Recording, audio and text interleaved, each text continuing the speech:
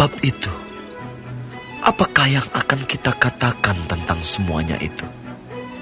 Jika Allah di pihak kita, siapakah yang akan melawan kita? Ia yang tidak menyayangkan anaknya sendiri, tetapi yang menyerahkannya bagi kita semua. Bagaimanakah mungkin Ia tidak mengaruniakan segala sesuatu kepada kita bersama-sama dengan Dia? Siapakah yang akan menggugat orang-orang pilihan Allah? Allah yang membenarkan mereka. Siapakah yang akan menghukum mereka? Kristus Yesus yang telah mati, bahkan lebih lagi, yang telah bangkit, yang juga duduk di sebelah kanan Allah, yang malah menjadi pembela bagi kita. Siapakah yang akan memisahkan kita dari kasih Kristus? Penindasan atau kesesakan, atau penganiayaan, atau kelaparan, atau ketelanjangan, atau bahaya, atau pedang.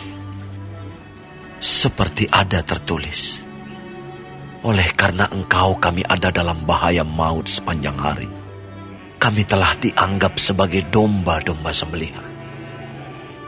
Tetapi dalam semuanya itu, kita lebih daripada orang-orang yang menang oleh Dia yang telah mengasihi kita.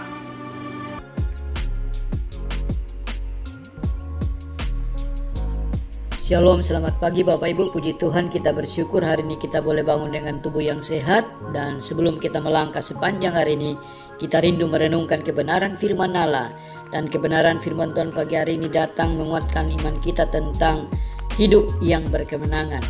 Bapak Ibu yang Tuhan Yesus kasih, Allah tidak pernah berjanji untuk menuntun kita tanpa masalah. Tetapi Allah berjanji dalam setiap pergumulan kita, Dia memberikan kita kekuatan sehingga kita mampu melewati setiap pergumulan yang kita hadapi.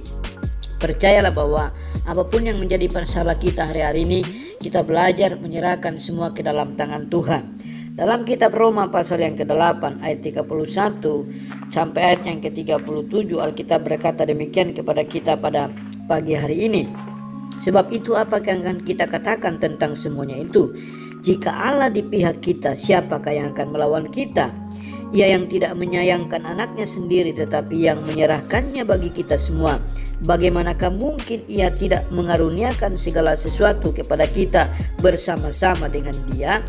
Siapakah yang dapat memisahkan kita dari kasih Kristus? Allah yang membenarkan mereka. Siapakah yang akan menghukum mereka? Kristus Yesus yang telah mati, bahkan lebih lagi yang telah bangkit, yang juga duduk di sebelah kanan Allah, yang malah menjadi pembela bagi kita.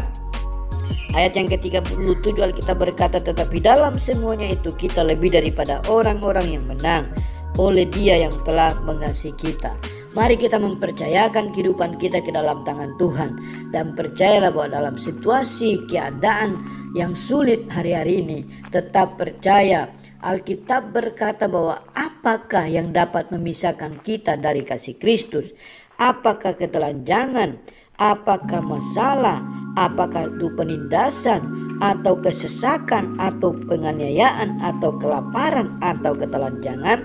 Atau bahaya sekalipun? Alkitab berkata, tetapi dalam semuanya itu kita lebih daripada orang-orang yang menang oleh Dia yang telah mengasihi kita. Jadi kita menang bukan karena kekuatan kita. Kita menang oleh karena Tuhan, oleh karena Dia, oleh karena Allah yang ada dalam hidup kita. Sehingga kita mampu melewati setiap pergumulan dalam hidup ini. Melangkahlah sepanjang hari ini dengan selalu menaruh pengharapan ke dalam tangan Tuhan.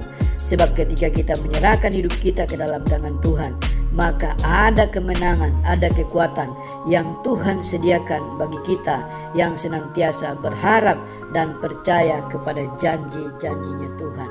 Mari belajar untuk mengandalkan Tuhan. Shalom, selamat pagi. Tuhan Yesus memberkati kita semuanya. Amin.